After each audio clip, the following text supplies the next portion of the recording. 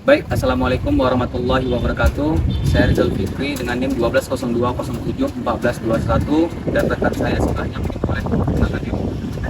Perkenalkan nama saya Zafar Nurul di 12060 1735. Perkenalkan nama saya Alanus Nusian tim 1202072335. Baik, pada kesempatan ini izinkan kami dari kelompok 4 untuk mewawancarai terkait persoalan hukum laut yang dimana ada dua materi yang akan kami coba kupas, yaitu terkait tentang polusi laut dan yang kedua itu terkait sengketa yang ada di laut.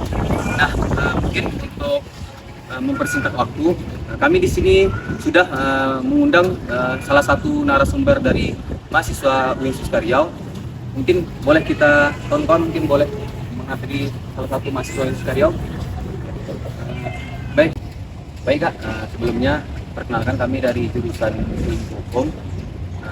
Mungkin kedatangan kami di sini ingin mewawancarai Kakak terkait pandangan-pandangan Kakak nih, persoalan yang ada di laut, terutama persoalan tentang hukum laut.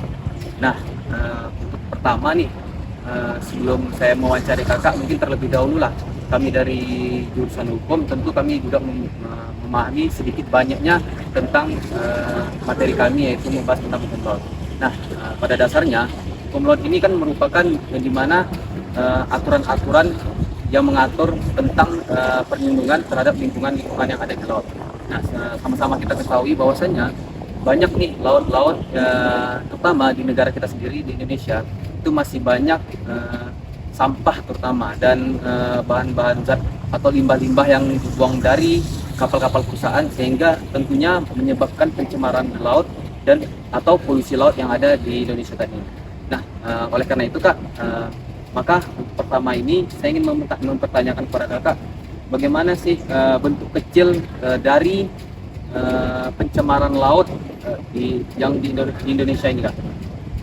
Kalau menurut saya sih bentuk kecil dari pencemaran laut ini kayak misalnya membuang sampah di tepi pantai, lalu kayak dari kapal nih membuang sampah ke laut gitu, jadi berdampak untuk pencemaran laut juga. Baik, mungkin tadi kan Kakak menyampaikan nih bahwasanya sampah lah yang merupakan bentuk kecil dari pencemaran laut atau polusi laut Kak. Nah, oleh karena itu Kak, tadi kan Kakak juga menyinggung persoalan kapal yang membuang sampah itu ke laut.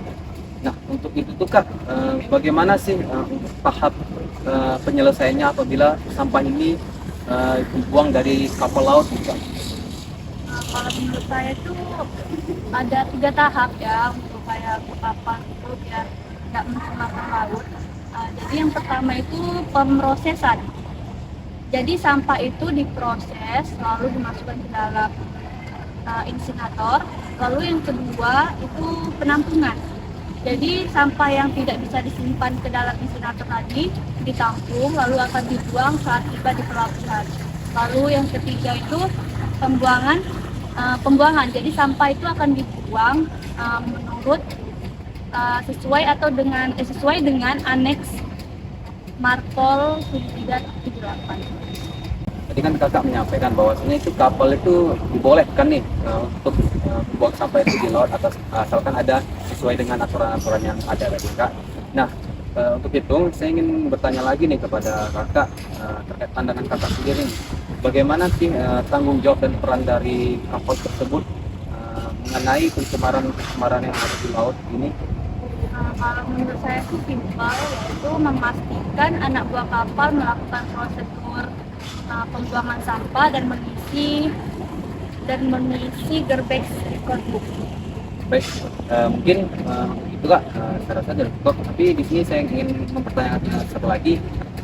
Menurut Kakak, apa sih yang Kakak rasakan dan bagaimana pandangan Kakak terkait penanganan sampah yang ada di Indonesia pada saat ini? Yang saya rasakan saat ini ya kayak belum maksimal aja, soalnya kan masih banyak faktor eksternal seperti fasilitas yang kurang memadai dan kesadaran anak buah kapal yang kurang untuk membuang sampah. Baik, mungkin kalau untuk pencemaran laut atau polusi laut ini saya rasa itu terkait wawancara mungkin sudah cukup. Mungkin saya coba alihkan kepada saudari saya, Azizah Fahro, untuk mempertanyakan terkait persoalan persengketa dari hukum laut. Saudara Sri, apakah saudara Sri pernah mendengar penyelesaian sengketa hukum di laut? Kalau untuk permasalahan sengketa ini saya pernah mendengar, akan tetapi saya sedikit lupa tentang apa. Namun saya sedikit banyak yang saya paham untuk persoalan dalam penyelesaian. Di sini saudara sudah mengetahui sedikit banyaknya nih tentang penyelesaian sengketa hukum di laut. Saya ingin bertanya tentang bagaimana sih menurut pandangan saudara tentang penyelesaian sengketa hukum laut di hukum laut ini. Informasi yang telah saya baca itu ada 4, tapi saya lupa. Bisa izin untuk melihat HP dulu. Yang pertama itu melalui Mahkamah Internasional Laut dalam artian penyelesaiannya itu melalui mahkamah ini dengan mengajukan permohonan tertulis. Lalu yang kedua, Mahkamah Internasional mengikuti prosedur penyelesaian sengketa secara umum dan pada Mahkamah Internasional. Lalu itu yang ketiga, arbitrase dan prosedur arbitrase khusus. Jadi penyelesaian sengketanya itu melalui arbitrase, maka para pihak yang bersengketa mengajukan 5 arbiter.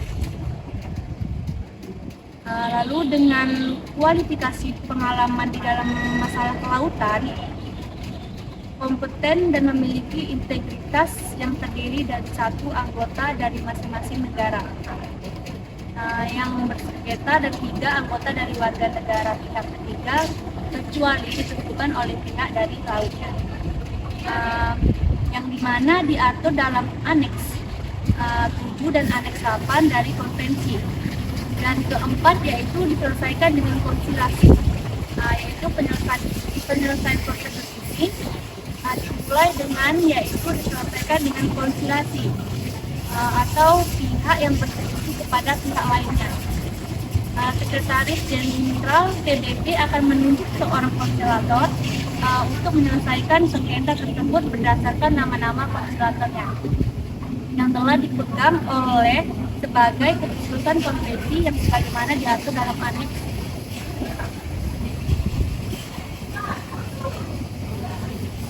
Baik, terima kasih untuk penjelasannya.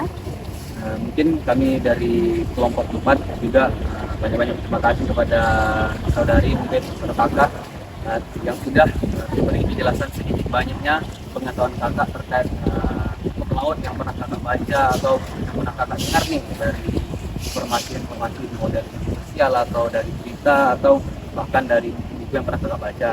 Oleh karena itu, dengan pengetahuan yang kakak sampaikan tadi, kami di sini juga banyak hal yang mungkin kami tidak tahu menjadi tahu dari penjelasan yang kakak sampaikan tadi, sehingga tentunya ini sangat menguntungkan kali nih buat kami, karena ini ilmu yang bermanfaat buat kami, dan tentunya untuk kedepannya juga kami bisa lebih tahu atau lebih dalam lagi mempelajari mengenai hukum-hukum laut yang ada di Indonesia, terutama ya di negara kita. Mungkin di sini kami terima kasih lah kepada kakak telah mau diwawancarai. Mungkin untuk selanjutnya atau di lain waktu apabila kami ada tugas-tugas lain yang mungkin untuk mengenai wawancara, mungkin kami boleh kakak sebagai narasumber kami, karena kami melihat di sini pengetahuan kakak mengenai yang buku-buku atau terkait informasi-informasi yang kakak baca itu sangat